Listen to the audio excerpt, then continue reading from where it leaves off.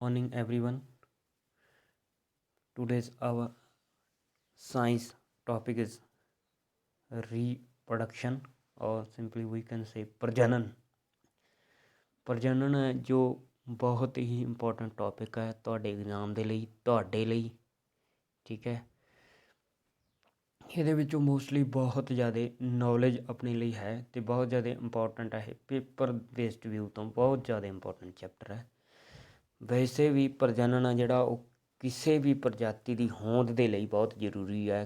ਕਿਸੇ ਪੀੜ੍ਹੀ ਨੂੰ ਅੱਗੇ ਵਧਾਉਣ ਲਈ ਪ੍ਰਜਨਨ ਬਹੁਤ ਜ਼ਰੂਰੀ ਹੈ। ਚਲੋ ਵੈਸੇ ਤੁਸੀਂ ਪੜ੍ਹ ਲਿਆ ਹੋਣਾ, ਦੋ ਪ੍ਰਕਾਰ ਦਾ ਹੁੰਦਾ ਵੈਸੇ ਪ੍ਰਜਨਨ, ਲਿੰਗੀ ਔਰ ਅਲਿੰਗੀ ਪ੍ਰਜਨਨ। ਲਿੰਗੀ ਪ੍ਰਜਨਨ ਦੇ ਵਿੱਚ ਨਰ ਅਤੇ ਮਾਦਾ ਦੋਨੋਂ ਇਹਦੇ ਵਿੱਚ ਹਿੱਸਾ ਲੈਂਦੇ ਨੇ। ਅਲਿੰਗੀ ਪ੍ਰਜਨਨ ਦੇ ਵਿੱਚ ਕੇਵਲ ਇੱਕ ਵੀ ਹੋਏਗਾ ਤਾਂ ਵੀ ਪ੍ਰਜਨਨ ਹੋ ਜਾਂਦਾ। ਅਲੱਗ-ਅਲੱਗ ਅੱਗੇ ਟਾਈਪ ਸੀ ਇਹਦੀਆਂ ਤੁਸੀਂ ਦੇਖ ਲਈਆਂ ਹੋਣਗੀਆਂ। ਚਲੋ ਆਪਾਂ ਕੁਐਸਚਨ ਵੱਲ ਜਾਂਦੇ ਹਾਂ, ਇਹਨਾਂ ਨੂੰ ਡਿਸਕਸ ਕਰਦੇ ਹਾਂ। ਫਸਟ ਕੁਐਸਚਨ, ਲਿੰਗੀ ਜਨਨ ਵਡਿੰਗ ਦੁਆਰਾ ਇਹਨਾਂ ਵਿੱਚੋਂ ਕਿਸ ਵਿੱਚ ਹੁੰਦਾ ਹੈ? ਲਿੰਗੀ ਜਨਨ ਹੈ ਜਿਹੜਾ ਵਡਿੰਗ ਕਿਸ ਵਿੱਚ ਹੁੰਦਾ ਕਹਿੰਦੇ, ਤਾਂ ਇਹਦੇ ਲਈ ਸਹੀ ਆਪਸ਼ਨ ਹੈ ਜੋ ਉਹ ਹੈ ਜੀਸਟ। ਜੀਸਟ ਦੇ ਵਿੱਚ ਜਿਹੜਾ ਵਡਿੰਗ ਦੁਆਰਾ ਪ੍ਰਜਨਨ ਹੁੰਦਾ ਹੈ। ਅਗਲਾ ਕੁਐਸਚਨ, ਹੇਠ ਲਿਖਿਆਂ ਦੇ ਵਿੱਚੋਂ ਕਿਹੜਾ ਮਨੁੱਖ ਵਿੱਚ ਮਾਦਾ ਜਨਨ ਪ੍ਰਣਾਲੀ ਦਾ ਭਾਗ ਨਹੀਂ ਹੈ? ਇਹ ਤੁਸੀਂ ਡਾਇਗਰਾਮ ਨੂੰ ਮੈਨੂੰ ਉਮੀਦ ਆ ਵੀ ਤੁਸੀਂ ਸਮਝ ਲਿਆ ਹੋਵੇਗਾ। ਜੇ ਨਹੀਂ ਵੀ ਦੇਖੀ ਤਾਂ ਤੁਸੀਂ ਦੁਬਾਰਾ ਜ਼ਰੂਰ ਉਹ ਡਾਇਗਰਾਮ ਮਨੁੱਖੀ ਮਾਦਾ ਜਨਨ ਪ੍ਰਣਾਲੀ ਅਤੇ ਨਰ ਜਨਨ ਪ੍ਰਣਾਲੀ ਨਾਲ ਸੰਬੰਧਿਤ ਜੋ ਡਾਇਗਰਾਮ ਤੁਹਾਡੀ ਬੁੱਕ 'ਚ ਬਣੀ ਆ ਉਸ ਨੂੰ ਇਕੱਲੇ ਪਾਰਟਸ ਨੂੰ ਪੜ੍ਹਨਾ ਅਤੇ ਦੇਖਣਾ ਵੀ ਕੀ ਸਿਸਟਮ ਆ। ਤਾਂ ਇਹਦੇ ਲਈ ਮਨੁੱਖੀ ਮਾਦਾ ਜਨਨ ਪ੍ਰਣਾਲੀ ਦਾ ਭਾਗ ਨਹੀਂ ਹੈ। ਅੰਡਕੋਸ਼ ਵੀ ਭਾਗ ਹੈ, ਬੱਚੇਦਾਨੀ ਵੀ ਹੈ, ਫੈਲੋਪੀਅਨ ਟਿਊਬਸ ਵੀ ਨੇ। ਤਾਂ ਸ਼ੁਕਰਾਣੂ ਵਹਿਣੀ ਹੈ ਜਿਹੜੀ ਉਹ ਮਨੁੱਖੀ ਮਾਦਾ ਜਨਨ ਪ੍ਰਣਾਲੀ ਦਾ ਭਾਗ ਨਹੀਂ ਹੈ। ਇਹ ਕਿਹਦਾ ਭਾਗ ਹੈ ਬੇਟਾ? ਨਰ ਜਨਨ ਪ੍ਰਣਾਲੀ ਦਾ ਭਾਗ ਹੈ। ਅਗਲਾ ਕੁਐਸਚਨ, ਕਾਇਕ ਪ੍ਰਜਨਨ ਪੌਦੇ ਦੇ ਕਿਸ ਭਾਗ ਦੁਆਰਾ ਹੁੰਦਾ ਹੈ? ਤੁਸੀਂ ਦੇਖ ਲਿਆ ਹੋਣਾ ਵੀ ਜਿਹੜਾ ਕਾਇਕ ਪ੍ਰਜਨਨ ਹੈ ਉਹ ਪੌਦੇ ਦੇ ਜੜ, ਤਣੇ ਅਤੇ ਪੱਤਿਆਂ ਦੁਆਰਾ ਹੁੰਦਾ ਹੈ। ਮਤਲਬ ਜਾਂ ਤਾਂ ਜੜ੍ਹਾਂ ਤੋਂ ਇੱਕ ਨਵਾਂ ਪੌਦਾ ਹੋ ਜਾਏਗਾ, ਜਾਂ ਤਣੇ ਤੋਂ ਉੱਭਰ ਕੇ ਕੋਈ ਨਵਾਂ ਪੌਦਾ ਬਣ ਜਾਏਗਾ, ਜਾਂ ਪੱਤਿਆਂ ਤੋਂ ਵੀ ਉੱਭਰ ਕੇ ਕੋਈ ਨਵਾਂ ਪੌਦਾ ਬਣ ਸਕਦਾ। ਤਾਂ ਕਾਇਕ ਪ੍ਰਜਨਨ ਆ ਜਿਹੜਾ ਇਹਨਾਂ ਤਿੰਨਾਂ ਸਾਰਿਆਂ ਤੋਂ ਹੋ ਸਕਦਾ। ਤਾਂ ਇਹਦੇ ਲਈ ਸਹੀ ਆਪਸ਼ਨ ਕੀ ਹੈ? ਉਪਰੋਕਤ ਸਾਰੇ। ਅਗਲਾ ਕੁਐਸਚਨ ਚੌਥਾ, ਹੇਠ ਲਿਖਿਆਂ ਵਿੱਚੋਂ ਕਿਹੜੀ ਗਰਭ ਰੋਧੀ ਯੁਗਤੀ ਹੈ? ਮਤਲਬ ਗਰਭ ਨਿਰਧਾਰਨ ਜਿਹਦੇ ਨਾਲ ਰੋਕਿਆ ਜਾ ਸਕਦਾ ਹੈ।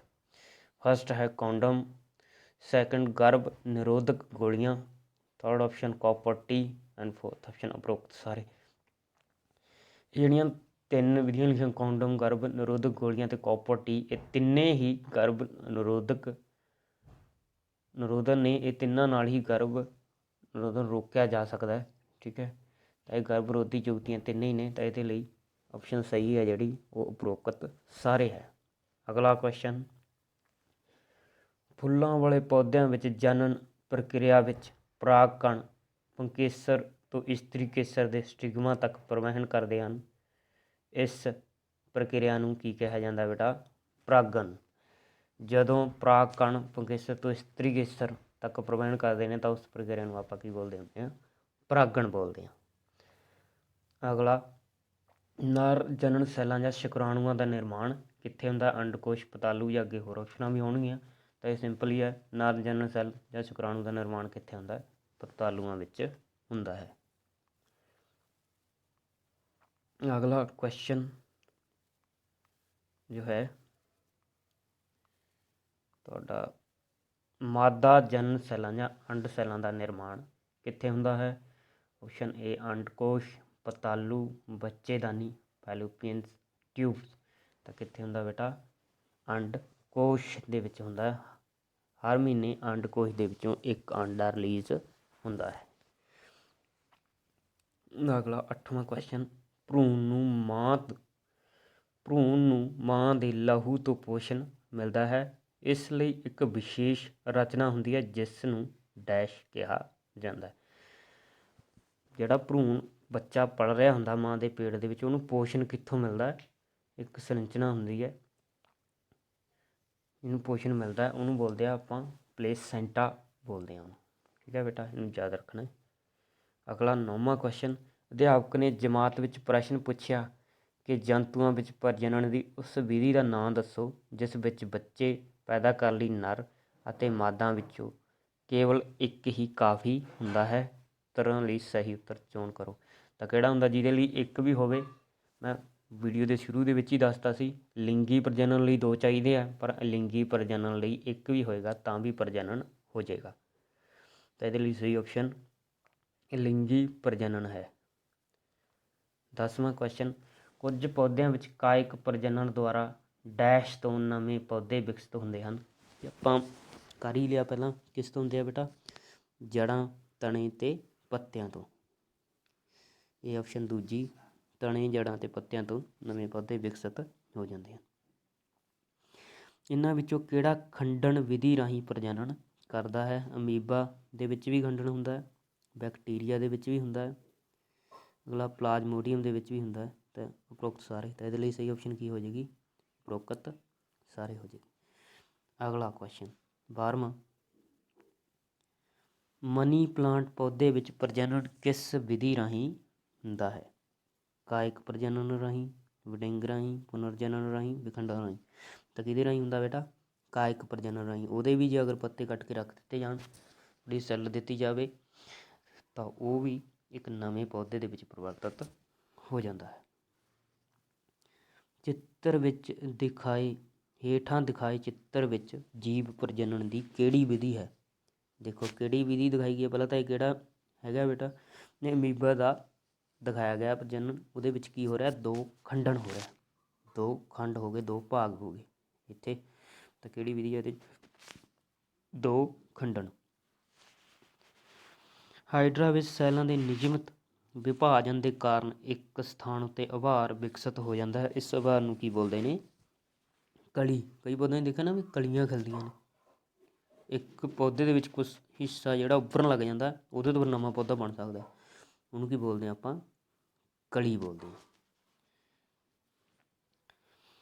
ਇਹਨਾਂ ਵਿੱਚੋਂ ਲਿੰਗੀ ਕਿਰਿਆਵਾਂ ਰਾਹੀਂ ਹੋਣ ਵਾਲਾ ਰੋਗ ਕਿਹੜਾ ਹੈ? ਏਡਜ਼, ਗੋਨੋਰੀਆ, ਸੈਫਲਿਸ਼। ਇਹ ਗਲਤ ਲਿਖਿਆ ਸੈਲਫਿਸ਼, ਇਹ ਸੈਫਲਿਸ਼ ਹੁੰਦਾ। ਉਪਰੋਕਤ ਸਾਰੇ। ਤਾਂ ਇਹ ਸਾਰੀ ਲਿੰਗੀ ਕਿਰਿਆਵਾਂ ਦੁਆਰਾ ਹੋਣ ਵਾਲੇ ਰੋਗ ਹਨ। ਉਪਰੋਕਤ ਸਾਰੇ। ਪਰਾਗ ਕੋਸ਼ ਵਿੱਚ ਕੀ ਹੁੰਦਾ ਹੈ? ਅਗਲਾ ਕੁਐਸਚਨ 16ਵਾਂ। ਆਪਾਂ ਦੇਖਦੇ ਹਾਂ ਪਰਾਗ ਕੋਸ਼ ਵਿੱਚ ਕੀ ਹੁੰਦਾ? ਹਰੀਆਂ ਪੱਤੀਆਂ, ਤੇ ਦੇਖੋ ਹਰੀਆਂ ਪੱਤੀਆਂ, ਬੀਜ, ਅੰਡ, ਇਸਤਰੀ ਕੇਸਰ ਔਰ ਪਰਾਗ ਕਣ। ਤਾਂ ਪਰਾਗ ਕੋਸ਼ ਦੇ ਵਿੱਚ ਕੀ ਹੁੰਦਾ ਬੇਟਾ? ਪਰਾਗ ਕਣ ਹੁੰਦੇ ਹਨ। ਅਗਲਾ ਕੁਐਸਚਨ, ਜਦੋਂ ਇੱਕ ਫੁੱਲ ਤੋਂ ਪਰਾਗ ਕਣ ਦੂਜੇ ਫੁੱਲ ਵਿੱਚ ਪ੍ਰਵਾਹਨ ਕਰਦੇ ਹਨ ਤਾਂ ਇਸ ਪ੍ਰਕਿਰਿਆ ਨੂੰ ਕੀ ਆਖਦੇ ਹਨ? ਸਵੈ ਪਰਾਗਣ, ਪਰ ਪਰਾਗਣ, ਨਿਸ਼ੇਚਨ, ਪੁੰਗਰਨ। ਤਾਂ ਉਹਨੂੰ ਕੀ ਬੋਲਦੇ ਆ ਬੇਟਾ? ਇੱਕ ਫੁੱਲ ਤੋਂ ਦੂਜੇ ਫੁੱਲ ਤੱਕ ਪ੍ਰਵਾਹਨ ਕਰਦੇ ਨੇ ਤਾਂ ਉਹਨੂੰ ਪਰ ਪਰਾਗਣ ਬੋਲਦੇ ਨੇ। ਜੇ ਉਸੇ ਫੁੱਲ ਤੱਕ ਹੀ ਪ੍ਰਵਾਹਨ ਕਰਦੇ ਨੇ, ਠੀਕ ਹੈ, ਤਾਂ ਉਹਨੂੰ ਕੀ ਬੋਲਦੇ ਨੇ? ਸਵੈ ਪਰਾਗਣ। ਠੀਕ ਹੈ ਬੇਟਾ, ਇਹਨੂੰ ਯਾਦ ਰੱਖਣਾ। ਪਰਾਗ ਕਣ ਆਮ ਕਰਕੇ ਕਿਸ ਰੰਗ ਦੇ ਹੁੰਦੇ ਨੇ? ਤਾਂ ਕਿਸ ਰੰਗ ਦੇ ਹੁੰਦੇ ਨੇ ਬੇਟਾ? ਪੀਲੇ ਰੰਗ ਦੇ। ਅਗਰ ਤੁਸੀਂ ਫੁੱਲਾਂ ਨੂੰ ਕਰੋਗੇ ਵੀ ਨਾ, ਉੱਥੋਂ ਤੁਹਾਨੂੰ ਪਰਾਗ ਕਣ ਲੱਗ ਜਾਣਗੇ ਕੇਸਰ ਦੇ ਵਿੱਚੋਂ। ਪਰਾਗ ਕਣ ਜਦੋਂ ਤੁਹਾਨੂੰ ਲੱਗਣਗੇ ਤਾਂ ਤੁਹਾਡਾ ਹੱਥਾ ਜਿਹੜਾ ਉਹ ਪੀਲਾ ਜਿਹਾ ਹੋ ਜਾਏਗਾ। ਤਾਂ ਉਹ ਕਿਹਦੇ ਕਰਕੇ ਹੋ ਜਾਏਗਾ? ਕਿਉਂਕਿ ਪਰਾਗ ਕਣ ਲੱਗੇ ਤੁਹਾਡੇ ਹੱਥ ਨਾਲ ਅਤੇ ਉਹ ਪੀਲੇ ਰੰਗ ਦੇ ਹੁੰਦੇ ਨੇ। ਫੁੱਲਾਂ ਦੇ ਨਰ ਜਨਨ ਅਤੇ ਮਾਦਾ ਜਨਨ ਸੈੱਲ ਪੈਦਾ ਕਰਨ ਵਾਲੇ ਕ੍ਰਮਵਾਰ ਭਾਗਾਂ ਨੂੰ ਕੀ ਬੋਲਦੇ ਨੇ? ਜਿਹੜਾ ਨਰ ਜਨਨ ਸੈੱਲ ਪੈਦਾ ਕਰਦਾ ਅਤੇ ਮਾਦਾ ਜਨਨ ਸੈੱਲ ਪੈਦਾ ਕਰਦਾ, ਤਾਂ ਕੀ ਬੋਲਦੇ ਨੇ? ਨਰ ਜਨਨ ਸੈੱਲ ਪੈਦਾ ਕਰਦਾ ਪਰਾਗ ਕੋਸ਼, ਅਤੇ ਮਾਦਾ ਜਨਨ ਸੈੱਲ ਪੈਦਾ ਕਰਦਾ ਅੰਡ ਕੋਸ਼। ਅਗਲਾ ਕੁਐਸਚਨ, ਅਧਿਆਪਕ ਨੇ ਗੁਰਸ਼ਰਨ ਨੂੰ ਪੁੱਛਿਆ ਕਿ ਜਦੋਂ ਫੁੱਲ ਵਿੱਚ ਪੁੰਕੇਸਰ ਅਤੇ ਇਸਤਰੀ ਕੇਸਰ ਵਿੱਚੋਂ ਕੋਈ ਇੱਕ ਜਨਨ ਅੰਗ ਮੌਜੂਦ ਹੁੰਦਾ ਉਸ ਨੂੰ ਕੀ ਕਹਿੰਦੇ ਨੇ? ਜਦੋਂ ਇੱਕ ਫੁੱਲ ਦੇ ਵਿੱਚ ਇੱਕ ਹੁੰਦਾ ਨਾ ਪੁੰਕੇਸਰ ਜਾਂ ਇਸਤਰੀ ਕੇਸਰ ਦੇ ਵਿੱਚੋਂ, ਤਾਂ ਉਹਨੂੰ ਆਪਾਂ ਕੀ ਬੋਲਦੇ ਹਾਂ? ਇੱਕ ਲਿੰਗੀ। ਜੇ ਦੋਨੇ ਹੁੰਦੇ ਨੇ ਤਾਂ 2 ਲਿੰਗੀ ਬੋਲਾਂਗੇ। 21ਵਾਂ ਕੁਐਸਚਨ, ਹੇਠ ਲਿਖਿਆਂ ਵਿੱਚੋਂ ਕਿਹੜਾ ਮਨੁੱਖੀ ਨਰ ਜਨਨ ਸੈੱਲ ਹੈ? ਮਨੁੱਖੀ ਨਰ ਜਨਨ ਸੈੱਲ ਹੈ। अंडा, शुक्राणु, बीजाणु, उपरोक्त ਵਿੱਚੋਂ ਕੋਈ ਨਹੀਂ। ਦੇਖੋ ਬੇਟਾ ਕਿਹੜਾ ਇਹਨਾਂ ਵਿੱਚੋਂ ਅੰਡਾ ਜਿਹੜਾ ਉਹ ਮਾਦਾ ਨਰ ਜਨਨ ਸੈੱਲ ਹੈ, ਬੀਜਾਣੂ ਇਹ ਪੌਦਿਆਂ ਦੇ ਵਿੱਚ ਪਾਇਆ ਜਾਂਦਾ ਅਸਲ, ਇਹ ਸ਼ੁਕਰਾਣੂ ਆ ਜਿਹੜਾ ਇਹ ਮਨੁੱਖੀ ਨਰ ਜਨਨ ਸੈੱਲ ਹੈ। 21 ਤੱਕ ਆਪਾਂ ਕੁਐਸਚਨ ਕਰ ਲਏ, ਤਾਂ ਆਪਾਂ ਕੁਛ ਹੋਰ ਕੁਐਸਚਨ ਇਹਨਾਂ ਨਾਲ ਰਿਲੇਟਡ ਕਰਦੇ ਹਾਂ। DNA ਦਾ ਪੂਰਾ ਨਾਂ ਕੀ ਹੈ? Deoxy nucleic acid, ਡੀਆਕਸੀ ਰਾਈਬੋ nucleic acid, ਡੀਆਕਸੀ ਰਾਈਬੋ nuclear acid, ਡੀਆਕਸੀ ਰਾਈਬੋ nucleic acid. ਤਾਂ ਇਹਦੇ ਲਈ ਸਹੀ ਆਪਸ਼ਨ ਕੀ ਹੈ ਵੀ fourth, deoxyribonucleic acid. ਇਹਨੂੰ ਯਾਦ ਰੱਖਣਾ ਬਹੁਤ ਇੰਪੋਰਟੈਂਟ ਹੈ। ਅਗਲਾ ਕੁਐਸਚਨ ਦੂਜਾ, DNA ਦੀ ਨਕਲ ਬਣਾਉਣ ਦੀ ਜਣਨ ਵਿੱਚ ਕੀ ਮਹੱਤਤਾ ਹੈ? ਨਵੇਂ ਜੀਵ ਆਸਾਨੀ ਨਾਲ ਪੈਦਾ ਹੁੰਦੇ, ਨਵੇਂ ਜੀਵ ਮਾਪਿਆਂ ਤੋਂ ਬਿਲਕੁਲ ਭਿੰਨ ਹੋ ਜਾਂਦੇ, ਨਵੇਂ ਜੀਵ ਲਗਭਗ ਮਾਪਿਆਂ ਵਰਗੇ ਹੀ ਰਹਿੰਦੇ ਨੇ। ਨਵੇਂ ਜੀਵ ਆ ਜਿਹੜੇ ਉਹ ਲਗਭਗ ਮਾਪਿਆਂ ਵਰਗੇ ਹੀ ਰਹਿੰਦੇ ਹਨ। ਅਗਲਾ ਕੁਐਸਚਨ, ਅਮੀਬਾ ਵਿੱਚ ਵਿਭਾਜਨ ਕਿਸ ਵਿਧੀ ਰਾਹੀਂ ਹੁੰਦਾ ਹੈ? ਇਹ ਆਪਾਂ ਪਹਿਲਾਂ ਵੀ ਡਿਸਕਸ ਕਰ ਲਿਆ। ਕਿਸ ਵਿਧੀ ਰਾਹੀਂ ਹੁੰਦਾ ਬੇਟਾ? ਦੋ ਖੰਡਨ, ਮਤਲਬ ਇੱਥੇ ਉਹ ਦੋ ਖੰਡਾਂ ਦੇ ਵਿੱਚ ਟੁੱਟ ਚੁੱਕਿਆ।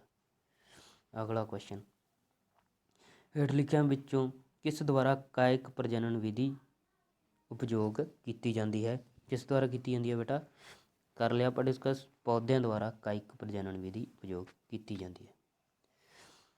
ਚਿੱਤਰ ਵਿੱਚ ਕਿਸ ਪੌਦੇ ਦਾ ਪੱਤਾ ਦਿਖਾਇਆ ਗਿਆ? ਮਨੀ ਪਲਾਂਟ, ਤੁਲਸੀ, ਆਲੂ, ਪੱਥਰ ਚੱਟ। ਇਹ ਕਿਹਦਾ ਦਿਖਾਇਆ ਗਿਆ ਬੇਟਾ? ਪੱਥਰ ਚੱਟ ਦਾ ਪੌਦਾ, ਇਹਨੂੰ ਬਰਾਇਓਫਾਈਲਮ ਵੀ ਬੋਲਦੇ ਨੇ। ਪੱਥਰ ਚੱਟ ਦਾ ਪੱਤਾ ਹੈ, ਉਹਦੇ ਵਿੱਚ ਕਲੀਆਂ ਉਗਰ ਰਹੀਆਂ ਨੇ, ਉਹ ਪੁੰਗਰ ਰਿਹਾ, ਠੀਕ ਹੈ ਨਾ। ਤਾਂ ਕਿਹੜਾ ਪ੍ਰਜਨਨ ਹੋ ਰਿਹਾ? ਕਾਇਕ ਪ੍ਰਜਨਨ ਹੋ ਰਿਹਾ। ਪੌਦੇ ਦੇ ਟਿਸ਼ੂ ਤੋਂ ਉਸਦੇ ਸੈੱਲ ਵੱਖਰੇ ਕਰਕੇ, ਬਨਾਵਟੀ ਪੋਸ਼ਕ ਮਾਧਿਅਮ ਵਿੱਚ ਰੱਖ ਕੇ ਇੱਕ ਨਵਾਂ ਪੌਦਾ ਉਗਾਉਣ ਦੀ ਵਿਧੀ ਨੂੰ ਕੀ ਕਿਹਾ ਜਾਂਦਾ ਬੇਟਾ? ਟਿਸ਼ੂ ਕਲਚਰ ਬੋਲਿਆ ਜਾਂਦਾ। ਪੌਦੇ ਦੇ ਟਿਸ਼ੂ ਤੋਂ ਉਹਦੇ ਸੈੱਲ ਵੱਖਰੇ ਕਰਕੇ ਉਹਨੂੰ ਅਲੱਗ ਇਨਵਾਇਰਮੈਂਟ ਦੇ ਕੇ ਇੱਕ ਨਵਾਂ ਪੌਦਾ ਉਹਨੂੰ ਬਣਾਉਂਦੇ ਨੇ, ਉਸ ਨੂੰ ਕੀ ਬੋਲਦੇ ਹਾਂ ਆਪਾਂ? Tissue culture. ਅਗਲਾ, ਅਧਿਆਪਕ ਨੇ ਜਮਾਤ ਵਿੱਚ ਪ੍ਰਸ਼ਨ ਪੁੱਛਿਆ ਕਿ ਜੰਤੂਆਂ ਵਿੱਚ ਪ੍ਰਜਨਨ ਦੀ ਉਸ ਵਿਧੀ ਦਾ ਨਾਂ ਦੱਸੋ ਜਿਸ ਵਿੱਚ ਬੱਚੇ ਪੈਦਾ ਕਰਨ ਲਈ ਨਰ ਅਤੇ ਮਾਦਾ ਵਿੱਚੋਂ ਕੇਵਲ ਇੱਕ ਹੀ ਕਾਫੀ ਹੁੰਦਾ ਹੈ। ਤਾਂ ਕੀ ਹੁੰਦਾ ਬੇਟਾ ਉਹ? ਕਿਹੜਾ ਪ੍ਰਜਨਨ ਹੁੰਦਾ ਜਿਹਦੇ ਵਿੱਚ ਕੇਵਲ ਇੱਕ ਹੀ ਕਾਫੀ ਹੁੰਦਾ? ਜੰਤੂਆਂ ਦੇ ਵਿੱਚ ਦੱਸਣਾ ਇਹ, ਜਿਨ੍ਹਾਂ ਵਿੱਚ ਕੇਵਲ ਇੱਕ ਹੀ ਨਰ ਅਤੇ ਮਾਦਾ ਦੇ ਵਿੱਚੋਂ ਕੇਵਲ ਇੱਕ ਹੀ ਕਾਫੀ ਹੁੰਦਾ। ਤਾਂ ਕਿਹੜਾ ਹੁੰਦਾ ਜਿਹਦੇ ਵਿੱਚ ਇੱਕ ਹੀ ਕਾਫੀ ਹੁੰਦਾ ਨਰ ਅਤੇ ਮਾਦਾ ਦੇ ਵਿੱਚੋਂ? ਕਿਹੜਾ ਹੁੰਦਾ ਬੇਟਾ ਉਹ?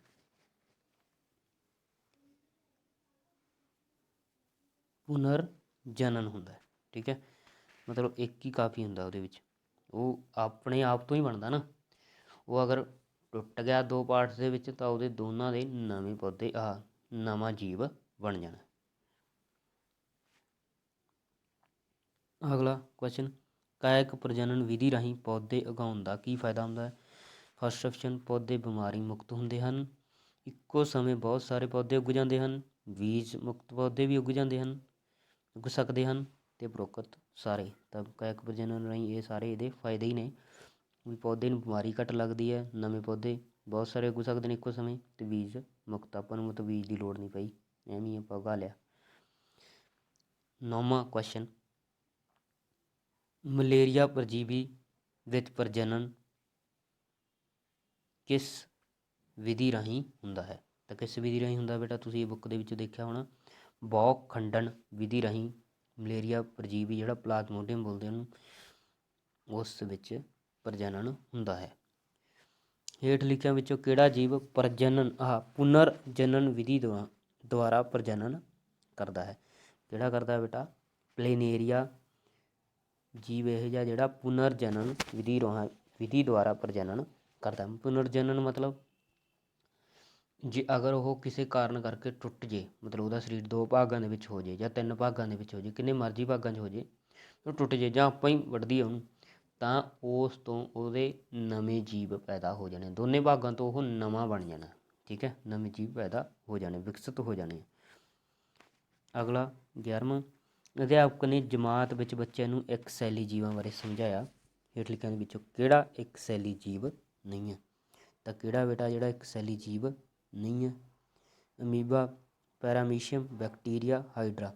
ਹਾਈਡਰਾ ਜਿਹੜਾ ਉਹ ਇੱਕ ਸੈਲੀ ਜੀਵ ਨਹੀਂ ਹੈ, ਇਹ ਮਲਟੀ ਸੈਲੂਲਰ ਜੀਵ ਹੈ, ਮਤਲਬ ਬਹੁਤ ਸੈਲੀ ਜੀਵ ਹੈ। ਇਹਦੇ ਸਰੀਰ ਦਾ ਨਿਰਮਾਣ ਆ ਜਿਹੜਾ ਉਹ ਇੱਕ ਪ੍ਰਕਾਰ ਦੇ ਸੈੱਲਾਂ ਤੋਂ ਨਹੀਂ, ਕਈ ਪ੍ਰਕਾਰ ਦੇ ਸੈੱਲਾਂ ਤੋਂ ਹੁੰਦਾ ਹੈ। ਹੇਠ ਲਿਖਿਆਂ ਦੇ ਵਿੱਚੋਂ ਕਿਹੜੀ ਵਿਧੀ ਕਾਇਕ ਪ੍ਰਜਨਨ ਦੇ ਅਧੀਨ ਨਹੀਂ ਆਉਂਦੀ? ਦਾਬ ਲਗਾਉਣਾ, ਕਲਮ ਲਗਾਉਣਾ, ਪਿਉਂਦ ਲਗਾਉਣਾ, ਬੀਜ ਬੀਜਣਾ ਇਸ ਦੇ ਵਿੱਚ ਨਹੀਂ ਆਉਂਦੀ। ਕਮਲ ਨੇ ਅਧਿਆਪਕ ਤੋਂ ਪੁਨਰ ਜਨਨ ਬਾਰੇ ਪੁੱਛਿਆ।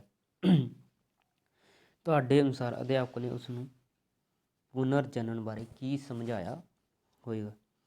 ਮਰਨ ਤੋਂ ਬਾਅਦ ਦੁਬਾਰਾ ਜਨਮ ਲੈਣਾ, ਜੀਵਾਂ ਦੁਆਰਾ ਆਪਣੇ ਸਰੀਰ ਦੇ ਭਾਗ ਤੋਂ ਨਵੇਂ ਜੀਵਾਂ ਦਾ ਨਿਰਮਾਣ ਕਰਨਾ, ਇਹ ਪ੍ਰਜਨਨ ਦਾ ਦੂਜਾ ਨਾਂ ਹੈ।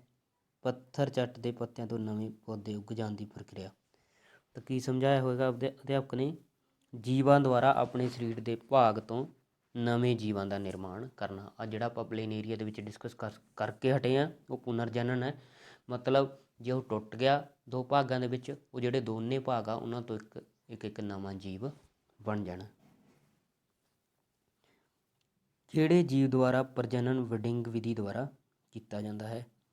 ਹਾਈਡਰਾ, ਅਮੀਬਾ, ਜੀਵਾਣੂ ਤੇ ਸਪਾਇਰ ਵਗੈਰਾ। ਦੇਖੋ ਬੇਟਾ ਇਹ ਤੁਸੀਂ ਪੜ੍ਹਿਆ ਹੋਣਾ ਬੁੱਕ ਦੇ ਵਿੱਚੋਂ, ਦੇਖੋ ਵੀ ਕੀ ਉੱਤਰ ਆਏਗਾ। ਵਿਡਿੰਗ ਵਿਧੀ ਆ ਜਿਹੜੀ ਉਹਦਾ ਪ੍ਰਯੋਗ, ਉਹਦਾ ਵਿਡਿੰਗ ਵਿਧੀ ਦੁਆਰਾ ਕਿਸ ਜੀਵ ਦੁਆਰਾ ਪ੍ਰਜਨਨ ਕੀਤਾ ਜਾਂਦਾ? ਤਾਂ ਇਹ ਤੁਸੀਂ ਦੱਸਣਾ। ਤਾਂ ਕਿਸ ਦੁਆਰਾ ਆਪਾਂ ਪੜ੍ਹਦੇ ਹਾਂ, ਬੁੱਕ ਦੇ ਵਿੱਚ ਡਾਇਗਰਾਮ ਵੀ ਬਣੀ ਹੋਈ ਹੈ ਇਹਦੀ। ਹਾਈਡਰਾ ਦੇ ਵਿੱਚ ਪ੍ਰਜਨਨ ਵਿਡਿੰਗ ਵਿਧੀ ਦੁਆਰਾ ਕੀਤਾ ਜਾਂਦਾ ਹੈ। ਹੇਠ ਲਿਖਿਆਂ ਵਿੱਚੋਂ ਇੱਕ ਸੈਲੀ ਜੀਵਾਂ ਦੁਆਰਾ ਪ੍ਰਜਨਨ ਲਈ ਕਿਹੜੀ ਵਿਧੀ ਵਰਤੋਂ ਵਿੱਚ ਨਹੀਂ ਲਿਆਂਦੀ ਜਾਂਦੀ? ਇੱਕ ਸੈਲੀ ਜੀਵਾਂ ਦੁਆਰਾ ਕਿਹੜੀ ਵਿਧੀ ਵਰਤੋਂ ਦੇ ਵਿੱਚ ਨਹੀਂ ਲਿਆਂਦੀ ਜਾਂਦੀ? ਇੱਕ ਸੈਲੀ ਜੀਵ ਹੁੰਦੇ ਨੇ ਜਿਹੜੇ, ਉਹਨਾਂ ਦੁਆਰਾ ਕਿਹੜੀ ਨਹੀਂ ਲਿਆਂਦੀ ਜਾਂਦੀ? ਫਿਰ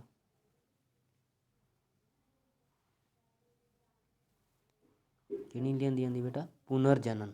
ਜਿਵੇਂ ਹਾਈਡਰਾ ਦੇ ਵਿੱਚ ਹੁੰਦਾ ਪੁਨਰ ਜਨਨ, ਜਾਂ ਪਲੇਨ ਏਰੀਆ ਦੇ ਵਿੱਚ ਹੁੰਦਾ ਪੁਨਰ ਜਨਨ, ਉਹ ਕਿਹੜੇ ਨੇ? ਮਲਟੀ ਸੈਲੂਲਰ ਜੀਵ ਨੇ, ਇੱਕ ਸੈਲੂਲਰ ਜੀਵ ਨਹੀਂ ਹੈ, ਮਤਲਬ ਬਹੁਤ ਸੈਲੀ ਜੀਵ ਨੇ। ਤਾਂ ਇਹਦੇ ਲਈ ਕਈ ਸਹੀ ਆਪਸ਼ਨ ਹੈ ਪੁਨਰ ਜਨਨ। ਅਗਲਾ ਕੁਐਸਚਨ ਦੇਖੋ 16ਵਾਂ। ਪ੍ਰਜਨਨ ਦੀਆਂ ਇੰਨੀਆਂ ਸਾਰੀਆਂ ਵਿਧੀਆਂ ਸੁਣਨ ਤੋਂ ਬਾਅਦ ਵੰਸ਼ਿਕਾ ਦੁਚਿੱਤੀ ਵਿੱਚ ਫਸ ਗਈ। ਮੁੱਖ ਤੌਰ 'ਤੇ ਪ੍ਰਜਨਨ ਕਿੰਨੇ ਪ੍ਰਕਾਰ ਦਾ ਹੁੰਦਾ? ਹਰੇਕ ਬੱਚਾ ਇਹ ਸਾਰੀਆਂ ਵਿਧੀਆਂ ਪੜ੍ਹਨ ਤੋਂ ਬਾਅਦ ਦੁਚਿੱਤੀ 'ਚ ਆ ਜਾਂਦਾ ਵੀ ਕਿੰਨੀਆਂ ਵਿਧੀਆਂ ਨੇ ਪ੍ਰਜਨਨ ਦੀਆਂ। ਪ੍ਰਜਨਨ ਦੀਆਂ ਕਿੰਨੀਆਂ ਵਿਧੀਆਂ ਬੇਟਾ? ਮੇਨ ਦੋ ਵਿਧੀਆਂ ਨੇ, ਲਿੰਗੀ ਪ੍ਰਜਨਨ ਤੇ ਅਲਿੰਗੀ ਪ੍ਰਜਨਨ। ਮੋਨੂ ਨੇ ਵਟਦਰਸ਼ੀ ਦੀ ਮਦਦ ਨਾਲ ਪਾਣੀ ਨਾਲ ਗਿੱਲੀ ਕਰਕੇ ਹਨੇਰੇ ਅਤੇ ਸਿੱਲੇ ਸਥਾਨ ਉੱਤੇ ਰੱਖੀ ਡਬਲ ਰੋਟੀ ਵੇਖੀ ਤਾਂ ਉਸ ਨੂੰ ਡਬਲ ਰੋਟੀ ਉੱਤੇ ਧਾਗੇ ਵਰਗੀਆਂ ਸੰਰਚਨਾਵਾਂ ਵਿਕਸਿਤ ਹੋਈਆਂ ਵੇਖੀਆਂ, ਜਿਸ ਨੂੰ ਉਸਨੇ ਕੀ ਕਿਹਾ ਹੋਵੇਗਾ? ਕੀ ਕਹਿੰਦੇ ਨੇ ਜਿਹੜੀਆਂ ਧਾਗੇ ਵਾਲੀਆਂ ਸੰਰਚਨਾ ਡਬਲ ਰੋਟੀ 'ਤੇ ਆਉਂਦੀਆਂ? ਹਾਈਫੇ। ਮੋਡਰਨ ਸੀ। ਅਗਲਾ ਕੁਐਸਚਨ 18ਵਾਂ। ਦੀਪ ਨੇ ਜੀਸਟ ਕਲਚਰ ਦੀ ਸਲਾਈਡ ਦਾ ਸੂਖਮਦਰਸ਼ੀ ਨਾਲ ਪ੍ਰੀਖਣ ਕੀਤਾ। ਇਸ ਵਿੱਚ ਪ੍ਰਜਨਨ ਕਿਸ ਵਿਧੀ ਰਾਹੀਂ ਹੁੰਦਾ? ਜੀਸਟ ਵਿੱਚ ਪ੍ਰਜਨਨ ਕਿਸ ਵਿਧੀ ਰਾਹੀਂ ਹੁੰਦਾ? ਵੀ ਵਿਡਿੰਗ ਵਿਧੀ ਦੁਆਰਾ ਹੀ ਹੁੰਦਾ। ਅਗਲਾ, ਕੁਝ ਪੌਦਿਆਂ ਵਿੱਚ ਕਾਇਕ ਪ੍ਰਜਨਨ, ਇਹ ਕਈ ਵਾਰੀ ਆ ਚੁੱਕਿਆ। ਤਾਂ ਕਿਹਦੇ ਦੁਆਰਾ ਹੁੰਦਾ ਕਾਇਕ ਪ੍ਰਜਨਨ? ਜੜ੍ਹਾਂ, ਤਣੇ ਤੇ ਪੱਤਿਆਂ। ਇਹ ਆਪਸ਼ਨ ਇਹਦੇ ਲਈ ਸਹੀ ਹੈ। ਅਧਿਆਪਕ ਨੇ ਪੁੱਛਿਆ ਕਿ ਚਿੱਤਰ ਵਿੱਚ A, B, C ਕਿਹੜੇ ਕਿਹੜੇ ਹਨ? ਇਹ ਦੇਖੋ ਤੁਹਾਡੇ ਬੁੱਕ ਦੇ ਵਿੱਚ ਡਾਇਗਰਾਮ ਬਣੀ ਹੋਈ ਹੈ ਇਹਦੀ। ਜਿਹੜਾ ਇਹ ਜੜ ਵਾਲੇ ਪਾਸੇ ਆਉਂਦਾ ਨੀਚਲਾ ਪਾਰਟ C, ਇਹਨੂੰ ਬੋਲਦੇ ਆ ਜੜ ਅੰਕੁਰ। ਉੱਪਰ ਹੈ ਇਹ ਅੰਕੁਰ ਹੈ, ਅਤੇ ਆ B ਹੈ ਜਿਹੜਾ ਇਹ ਬੀਜ ਪੱਤਰ ਹੈ। ਇਹ ਵਾਲਾ ਬੀਜ ਪੱਤਰ ਹੈ ਸਾਰਾ, ਆ ਵੀ ਬੀਜ ਪੱਤਰ ਹੈ। ਠੀਕ ਹੈ, ਤਾਂ ਇਹਦੇ ਲਈ ਸਹੀ ਆਪਸ਼ਨ ਕੀ ਹੋਵੇਗਾ? A ਕੀ ਹੋ ਗਿਆ? ਅੰਕੁਰ। ਅਤੇ B ਕੀ ਹੋ ਗਿਆ? ਬੀਜ ਪੱਤਰ। ਅਤੇ E ਕੀ ਹੋ ਗਿਆ? C ਕੀ ਹੋ ਗਿਆ? ਜੜ ਅੰਕੁਰ ਹੋ ਗਿਆ। ਤਾਂ ਥਰਡ ਆਪਸ਼ਨ ਇਹਦੇ ਲਈ ਸਹੀ। A ਅੰਕੁਰ ਹੋ ਗਿਆ, B ਹੈ ਜਿਹੜਾ ਬੀਜ ਪੱਤਰ ਹੋ ਗਿਆ, ਅਤੇ C ਕੀ ਹੋ ਗਿਆ? ਜੜ ਅੰਕੁਰ ਹੋ ਗਿਆ। 21ਵਾਂ ਕੁਐਸਚਨ ਦੇਖੋ ਬੇਟਾ। ਫੁੱਲਾਂ ਦੇ ਨਰ ਜਨਨ ਅੰਗ ਅਤੇ ਮਾਦਾ ਜਨਨ ਅੰਗ ਨੂੰ ਕ੍ਰਮਵਾਰ ਕੀ ਕਹਿੰਦੇ ਨੇ? ਪੁੰਕੇਸਰ ਤੇ ਇਸਤਰੀ ਕੇਸਰ। ਇਹ ਸੌਖਾ ਹੀ ਕੁਐਸਚਨ ਸੀ, ਤਾਂ ਇਹਦੇ ਲਈ ਸਹੀ ਆਪਸ਼ਨ ਪੁੰਕੇਸਰ ਅਤੇ ਇਸਤਰੀ ਕੇਸਰ ਆਏਗੀ। ਅਗਲਾ 22ਵਾਂ, ਅਧਿਆਪਕ ਨੇ ਗੁਰਸ਼ਰਨ ਨੂੰ ਪੁੱਛਿਆ ਕਿ ਜਦੋਂ ਫੁੱਲ ਵਿੱਚ ਪੁੰਕੇਸਰ ਅਤੇ ਇਸਤਰੀ ਕੇਸਰ ਵਿੱਚੋਂ ਕੋਈ ਇੱਕ ਜਨਨ ਅੰਗ ਮੌਜੂਦ ਹੁੰਦਾ ਹੈ ਤਾਂ ਉਸ ਨੂੰ ਕੀ ਆਖਦੇ ਹਨ? ਕੀ ਆਖਦੇ ਨੇ ਬਈ?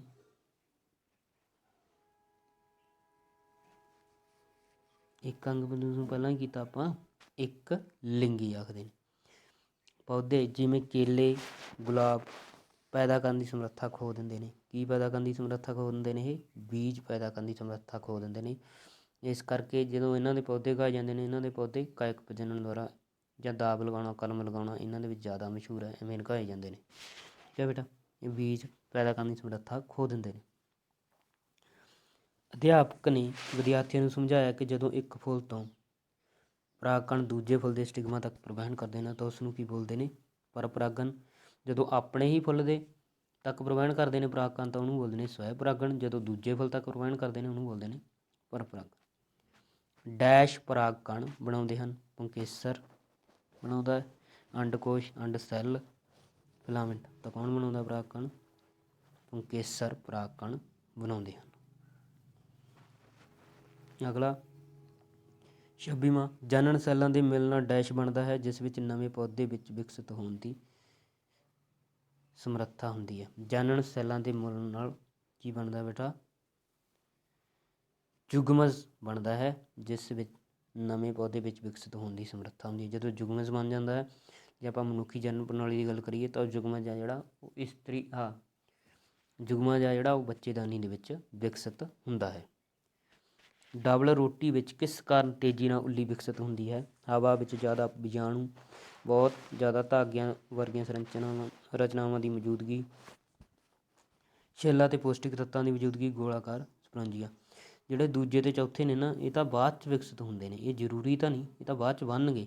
ਤਾਂ ਹਵਾ ਵਿੱਚ ਮੌਜੂਦ ਬੀਜਾਣੂ ਅਤੇ ਛਿੱਲ ਵਿੱਚ ਪੌਸ਼ਟਿਕ ਤੱਤਾਂ ਦੀ ਮੌਜੂਦਗੀ ਨਾਲ ਹੀ ਉੱਲੀ ਤੇਜ਼ੀ ਨਾਲ ਵਿਕਸਿਤ ਹੁੰਦੀ ਹੈ। ਤਾਂ ਇਹਦੇ ਲਈ ਪਹਿਲੀ ਆਪਸ਼ਨ ਸਹੀ ਹੈ। ਪਹਿਲਾ ਅਤੇ ਤੀਜਾ ਇਹਦੇ ਲਈ ਹੋਣਾ ਜ਼ਰੂਰੀ ਹੈ। ਬੀਜ ਵਿੱਚ ਭਾਵੀ ਪੌਦੇ ਨੂੰ ਡੈਸ਼ ਆਖਦੇ ਨੇ। ਬੀਜ ਵਿੱਚ ਭਾਵੀ ਪੌਦੇ ਨੂੰ ਕੀ ਆਖਦੇ ਨੇ ਬੇਟਾ? ਭਰੂਣ ਆਖਦੇ ਨੇ। ਅਗਲਾ, ਫੁੱਲ ਦਾ ਡੈਸ਼ ਭਾਗ ਜੋ ਫੁੱਲ ਦੇ ਕੇਂਦਰ ਵਿੱਚ ਮੌਜੂਦ ਹੁੰਦਾ ਹੈ ਉਸ ਨੂੰ ਕੀ ਬੋਲਦੇ ਹਾਂ ਆਪਾਂ? ਇਸਤਰੀ ਕੇਸਰ ਬੋਲਦੇ ਹਾਂ। ਹਰੀਆਂ ਪੱਤੀਆਂ ਸਾਈਡ 'ਤੇ ਹੁੰਦੀਆਂ, ਰੰਗਦਾਰ ਪੱਤੀਆਂ ਉੱਪਰ ਹੁੰਦੀਆਂ, ਪੁੰਕੇਸਰ ਉੱਥੇ ਹੁੰਦਾ ਸਾਈਡ 'ਤੇ, ਇਸਤਰੀ ਕੇਸਰ ਦੇ ਉੱਪਰ ਹੁੰਦਾ। ਫੁੱਲਾਂ ਵਿੱਚ ਪੌਦਿਆਂ ਵਿੱਚ ਲਿੰਗੀ ਜਨਨ ਦੇ ਯੋਜਨ ਦਾ ਸਹੀ ਕ੍ਰਮ ਕੀ ਹੈ? ਕੀ ਹੈ ਬੇਟਾ? ਪਹਿਲਾਂ ਤਾਂ ਯੁਗਮਕ ਆਉਂਦੇ ਨੇ, ਮਤਲਬ ਨਰ ਜਨਨ ਸੈੱਲ ਤੋਂ ਅਤੇ ਮਾਦਾ ਜਨਨ ਸੈੱਲ ਤੋਂ, ਫਿਰ ਦੋਨਾਂ ਦਾ ਕੰਬਾਈਨ ਹੁੰਦਾ, ਯੁਗਮਜ ਬਣਦਾ, ਫਿਰ ਉਦੋਂ ਬਾਅਦ ਵਿਕਸਿਤ ਹੋ ਕੇ ਭਰੂਣ ਬਣਦਾ, ਫਿਰ ਉਹਦੀ ਬਣ ਜਾਂਦੀ ਹੈ ਪਨੀਰੀ। ਤੋਂ ਪਹਿਲੀ ਆਪਸ਼ਨ ਸਹੀ ਹੈ। ਅਧਿਆਪਕ ਨੇ ਵਿਦਿਆਰਥੀਆਂ ਨੂੰ ਸਪਾਇਰੋ ਵਗੈਰਾ ਦੀ ਸਲਾਈਡ ਦਿਖਾਉਂਦੇ ਹੋਏ ਕਿਹਾ ਕਿ ਇਸ ਵਿੱਚ ਲਿੰਗੀ ਪ੍ਰਜਨਨ ਹੁੰਦਾ ਜਦੋਂ ਬਹੁਤ ਸੈੱਲਾਂ ਵਿੱਚ ਸੈੱਲ ਵਿਭਾਜਨ ਹੁੰਦਾ ਹੈ। ਲਿੰਗੀ ਪ੍ਰਜਨਨ ਉਦੋਂ ਹੁੰਦਾ ਕਹਿੰਦੇ ਜਦੋਂ ਬਹੁਤ ਸੈੱਲਾਂ ਵਿੱਚ ਸੈੱਲ ਵਿਭਾਜਿਤ ਹੁੰਦਾ, ਦੋ ਭਾਗਾਂ ਵਿੱਚ ਸੈੱਲ ਵਿਭਾਜਿਤ ਹੁੰਦਾ, ਜ਼ਿਆਦਾ ਸੰਖਿਆ ਵਿੱਚ ਕਣੀਆਂ ਦਾ ਸਮਰਥਨ ਹੁੰਦਾ, ਤੰਤੂਆਂ ਦਾ ਛੋਟੇ ਛੋਟੇ ਟੁਕੜਿਆਂ ਵਿੱਚ ਖੰਡਿਤ ਹੋਣਾ ਹੁੰਦਾ ਹੈ। ਦੇਖੋ ਬੇਟਾ ਕੀ ਆਪਸ਼ਨ ਇਹਦੇ ਲਈ ਸਹੀ ਹੈ? ਤਾਂ ਕੀ ਆਪਸ਼ਨ ਇਹਦੇ ਲਈ ਸਹੀ ਹੈ? ਵੀ ਤੰਤੂਆਂ ਦਾ ਛੋਟੇ ਛੋਟੇ ਟੁਕੜਿਆਂ ਵਿੱਚ ਖੰਡਿਤ ਹੋਣਾ ਹੁੰਦਾ ਹੈ। ਅਗਲਾ, ਡੈਸ਼ ਪੌਦੇ ਦਾ ਫੁੱਲ ਦੋ ਲਿੰਗੀ ਹੈ। ਪਪੀਤਾ ਹੋ ਗਿਆ, ਤਰਬੂਜ ਅਤੇ ਖੀਰਾ, ਇਹ ਸਾਰੇ ਇੱਕ ਲਿੰਗੀ ਨੇ, ਅਤੇ ਚਾਈਨਾ ਰੋਜ਼ ਆ ਜਿਹੜਾ ਉਹ ਦੋ ਲਿੰਗੀ ਹੈ। ABC ਪਤਾ ਕਰੋ, ਦੇਖੋ ਪਤਾ ਹੀ ਹੋਏਗਾ ਸਾਰਿਆਂ ਨੂੰ। ਸੀ ਕੀ ਹੈ ਬੇਟਾ? ਅੰਡਕੋਸ਼ ਹੈ। B ਸਟਾਈਲ ਹੈ, ਅਤੇ ਇਹ ਕੀ ਹੈ? ਸਟਿਗਮਾ ਹੈ। ਇਹ ਵੀ ਡਾਇਗਰਾਮ ਤੁਹਾਡੀ ਬੁੱਕ 'ਚ ਬਣੀ ਹੋਈ ਹੈ, ਤਾਂ ਇਹ ਸਹੀ ਆਪਸ਼ਨ ਹੈ ਇਹਦੇ ਲਈ, ਫਸਟ ਆਏਗੀ। ਅਗਲਾ ਕੁਐਸਚਨ, ਹੇਠ ਲਿਖਿਆਂ ਵਿੱਚੋਂ ਕਿਹੜਾ ਜੀਵ ਲਿੰਗੀ ਪ੍ਰਜਨਨ ਨਹੀਂ ਹੁੰਦਾ? ਕੁੱਤਿਆਂ ਵਿੱਚ ਵੀ ਹੁੰਦਾ ਲਿੰਗੀ ਪ੍ਰਜਨਨ, ਮਨੁੱਖ 'ਚ ਵੀ, ਬਿੱਲੀ 'ਚ ਵੀ, ਹਾਈਡਰਾ ਦੇ ਵਿੱਚ ਲਿੰਗੀ ਪ੍ਰਜਨਨ ਹੁੰਦਾ ਹੈ। ਠੀਕ ਹੈ ਬੇਟਾ, ਇਹਦੇ ਵਿੱਚ ਲਿੰਗੀ ਪ੍ਰਜਨਨ ਨਹੀਂ ਹੁੰਦਾ।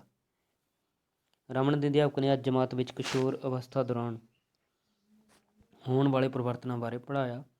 ਇਹਨਾਂ ਵਿੱਚੋਂ ਕਿਹੜੇ ਪਰਿਵਰਤਨ ਲੜਕੀਆਂ ਵਿੱਚ ਕਿਸ਼ੋਰ ਅਵਸਥਾ ਦੌਰਾਨ ਹੁੰਦੇ ਨੇ? ਛਾਤੀਆਂ ਦਾ ਵਿਕਾਸ ਹੋਣਾ, ਮਾਹਵਾਰੀ ਸ਼ੁਰੂ ਹੋਣਾ, ਜਨਨ ਖੇਤਰ ਵਿੱਚ ਵਾਲ ਆਉਣਾ। ਤਾਂ ਕਿਹੜੇ ਹੁੰਦੇ ਨੇ? ਉਪਰੋਕਤ ਸਾਰੇ ਹੁੰਦੇ ਨੇ ਲੜਕੀਆਂ ਦੇ ਵਿੱਚ ਕਿਸ਼ੋਰ ਅਵਸਥਾ ਦੌਰਾਨ ਪਰਿਵਰਤਨ। ਹੇਠ ਲਿਖਿਆਂ ਵਿੱਚੋਂ ਕਿਹੜਾ ਮਨੁੱਖੀ ਨਾਰ ਜਨਨ ਸੈੱਲ ਹੈ? ਨਾਰ ਜਨਨ ਸੈੱਲ ਮਤਲਬ ਕਿੱਥੇ ਜਨਨ ਸੈੱਲ, ਮੇਨ ਜਨਨ ਸੈੱਲ ਕਿਹੜਾ ਹੈ? ਅੰਡਾ, ਸ਼ੁਕਰਾਣੂ, ਬੀਜਾਣੂ। ਠੀਕ ਹੈ, ਤਾਂ ਕਿਹੜਾ ਵੀ ਨਰ ਜਨਨ ਸੈੱਲ? ਸ਼ੁਕਰਾਣੂ ਹੈ। ਅੰਡਾ ਹੈ ਜੋ ਉਹ ਮਾਦਾ ਜਨਨ ਸੈੱਲ ਹੈ, ਅਤੇ ਬੀਜਾਣੂ ਹੈ ਜਿਹੜਾ ਉਹ ਸਪਾਇਰ ਵਗੈਰਾ ਦੇ ਵਿੱਚ ਬਣਦੇ ਨੇ।